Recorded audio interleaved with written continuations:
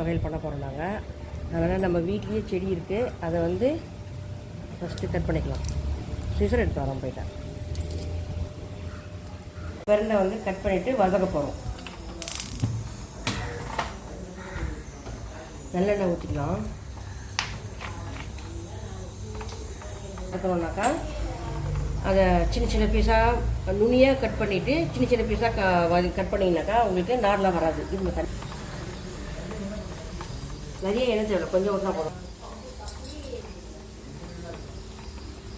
இதை கொஞ்சம் இல்லையா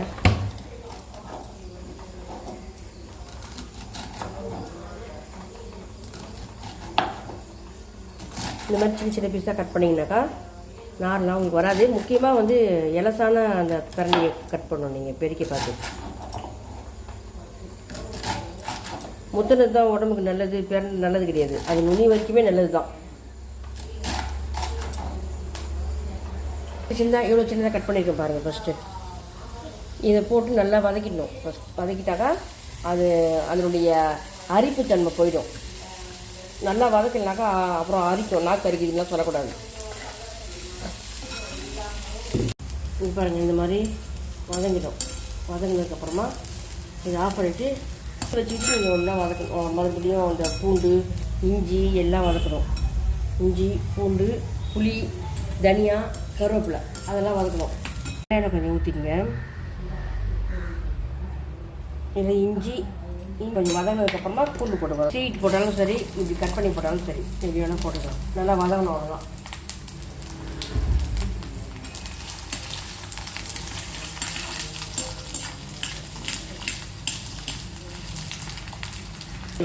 இது பாருங்கள், இஞ்சியும் பிரண்டையும் தெரியாத மாதிரி இருக்குவாங்க, அந்த மாதிரி வதக்கணும். இப்போ பூண்டு போடணும். பூண்டு போடுறதுக்கப்புறமா கருவேப்பிலை இது வதக்கி எடுத்துகிட்டு போடலாம். அவங்களோட தனித்தனியாக வதக்கினா நல்லாயிருக்கும். இது வந்து கொஞ்சம் அழுத்தமாக இருக்கும், அது லேசாக இருக்கும். அதெல்லாம் பூண்டு இந்த ஸ்டேஜில் இருந்தால் போதும். பாருங்கள், இந்த ஸ்டேஜ் ஓகேவா?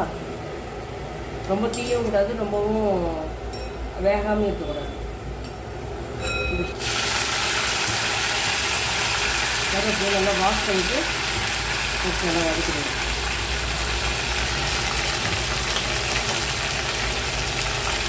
கருவேப்பிலை வெந்துச்சு, எடுத்தாச்சு பாருங்கள். இந்த ஸ்டேஜ் எடுத்துடணும். எடுத்துகிட்டு இப்போ உளுந்து போட்டு வதக்கிக்கணும்.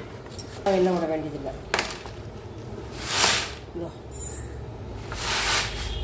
நான் வச்சுருக்க அந்த அளவுக்கு இது போட்டுக்கலாம்.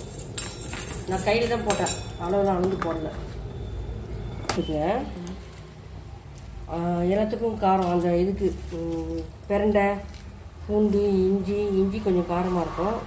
அதுக்கும் சேர்த்து நீங்கள் திட்டமாக போட்டுக்கணும். காரமாக இருந்தால் தான் நல்லாயிருக்கும், இல்லைனாக்கா நல்லா இருக்காது. அந்த ஒரு மாதிரி வெறுப்படின்னு சொல்லுவாங்களா, அந்த மாதிரி இருக்கும். அதனால் ஸ்டேஜில் எடுத்துடலாம். இப்போ உளுத்த பருப்பையும் மிளகாவும் சேர்த்து வறுத்திங்கன்னா தான் அந்த நெடி ஏடாமல் இருக்கும், மிளகாவுடைய நெடி. அதனால தான் அது கூட சேர்த்து வறுத்தேன். இப்போது அதெல்லாம் வறுத்தாச்சு இல்லையா? இப்போ தனியாக வறுத்துக்கிறேன். அடுத்தது தனியாக ஃப்ரை பண்ணி இதில் போடணும். இதில் போட்டு எல்லாத்தையும் அரைச்சிட்டு அதுக்கப்புறம் கொஞ்சம் லைட்டாக நல்லெண்ணெய் ஊற்றி வதக்கிடணும். போட்டுக்குங்க. நான் என்னென்ன போட்டேன்னு சொல்லிட்டு ஞாபகமாக வச்சுட்டு தான் அரைங்க எல்லாத்தையும்.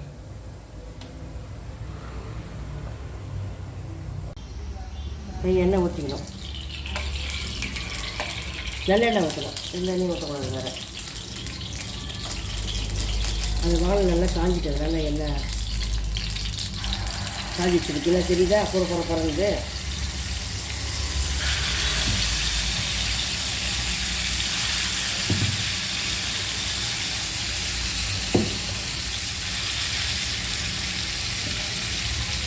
இது நல்லா சுருண்டு வர பார்த்து ஆஃப் பண்ணிவிட்டு சாப்பிடுங்க. தான் தாளிக்க வேண்டியதெல்லாம் இல்லை.